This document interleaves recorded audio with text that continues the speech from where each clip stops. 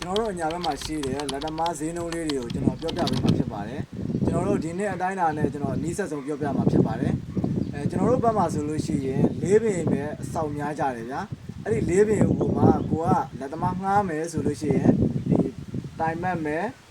ဥပနခံမယ်သွမိုးမယ်မြင့်မို့ပိတ်ထိပါမယ်ဗျာအဲ့ဒီထီကိုလက်သမားဈေးနှုန်းက15သိန်းနဲ့30ဝန်းကျင်ကြားမှာရှိပါတယ်လက်သမားငှားမယ်ဆိုလို့ရှိရင်လည်းကို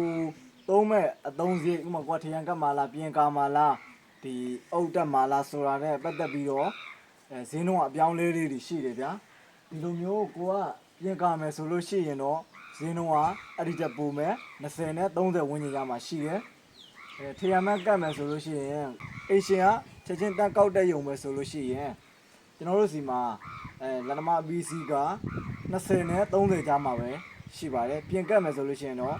ဒီအဲ့ဒီတက်ဈေးကပိုသွားမှာဗျာအုတ်တက်မယ်ဆိုရင်အဲ့ဒီတက်ဈေးကပိုသွားမှာဖြစ်ပါတယ်ကျွန်တော်အများဆုံးပုံမှန်စောင့်နေကြတာကတော့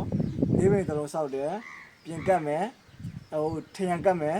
ဒီစနေတက်မယ်အဲ့ဒီတော့ပဲပေါ့နော်ကိုရောမတို့စီမှာရောလက်သမားဈေးနှုန်းလေးတွေ၄ပင်တလုံးတောင်းလို့ရှိရင်9ပင်ပဲဖြစ်ဖြစ်6ပင်ပဲဖြစ်ဖြစ်ဈေးနှုန်းဘယ်လောက်ရှိသလဲဆိုတာအောက်ကကွန်မန့်မှာဝင်ရောက်ဆွေးနွေးသွားလို့ရပါတယ် let's go